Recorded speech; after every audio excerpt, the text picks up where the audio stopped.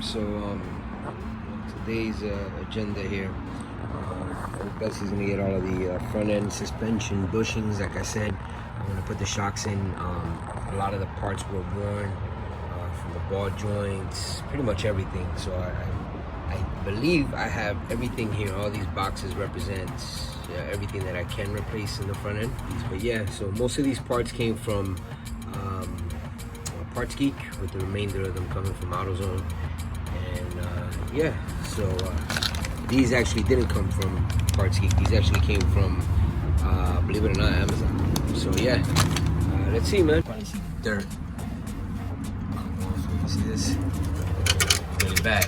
However, I'm not gonna mess around with that. Like even now, as good as it looks, believe it or not, that's only for one reason and one reason only. We call this wire brush. Clean this out real quick, and then clean all that up.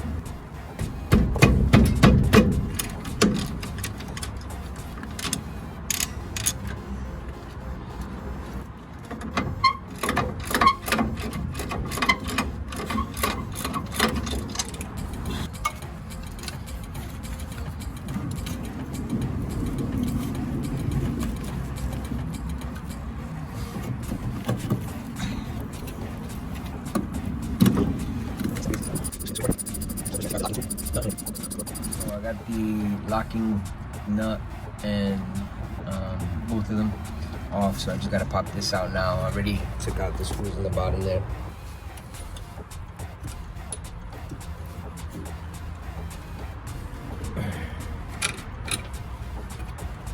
Loose. That's loose. I took out the ball joint. Is the bolt stop. There, these so far have been 14 millimeters. Take out this cotter pin, unscrew this bolt here, and then take these three out. I got the spindle off, and I'll show you that in a second. Brakes hanging. Pretty much. Next is the E-arms there. It's next on my agenda. So you gotta stay tuned. So I got the spindle out. Hit it with a little bit of degreaser. Pressure washer out. We don't want to do this here, but got no choice because it's pretty bad. So see how she comes out. Cleaned up. I'm gonna go ahead and now install the ball joints, upper and lower there. So I'm going ahead and install the upper one. That's the bottom one. This is the old one. As you can see, this is definitely no bueno. That's what it's supposed to look like. Really straightforward. I got the ball joint press. We actually don't even need that on with this setup. What ends up happening is the to take out the old one, you unscrew it, a little tap with the mallet, pops it right out, put the new one in, and actually as you screw down, it compresses it in, and you take it as far as you can, put this in.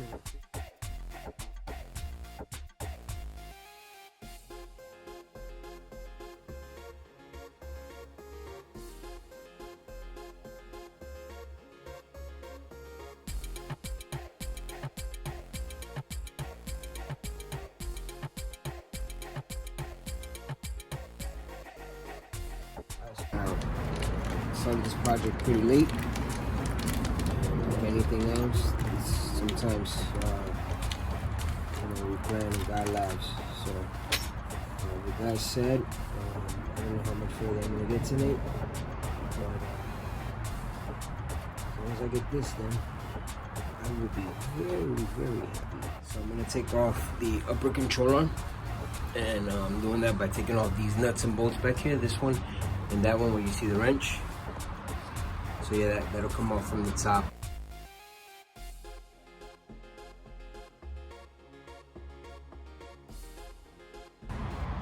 And then this comes out. Voila.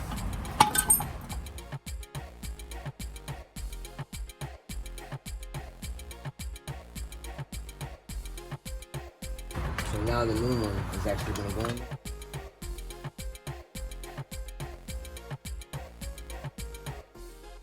These are empty, so again, more grease going in here. Alright, so stay tuned. I am now have to go and clean this first.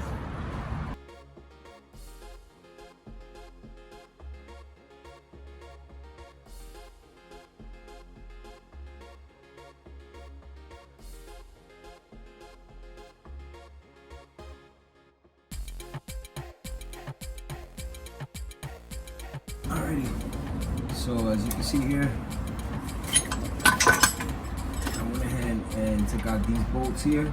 I don't know if you can see from the camera. It's 2 here, 1 there, and that fits this arm out, and it's a spring. So this could, for whatever reason, gave me a real hard time to just drop off how it's easily doing now. So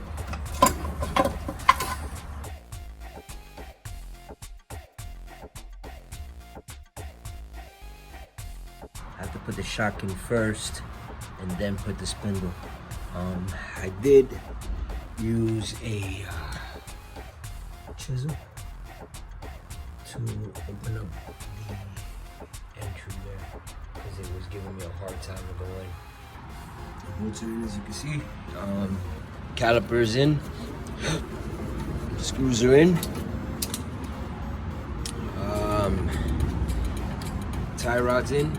So it's important to know that I am not gonna put that on yet because I have new hardware for here. Wish I could find that upper arm for the bottom. They don't carry it anywhere.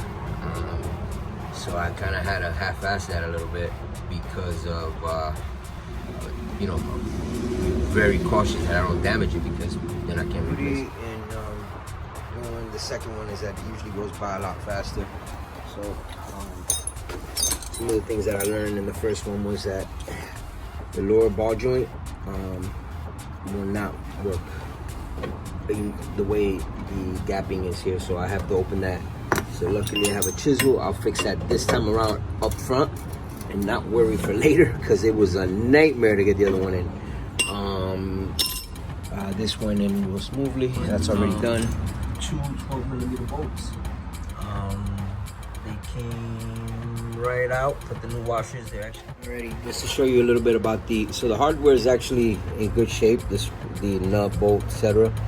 However, if you look at the actual bushing, that's the old one. This is the new one. And then you go side by side. You can see it's a very big difference. When you have that, it's that compressed. It's not really doing anything. So yeah, stay tuned.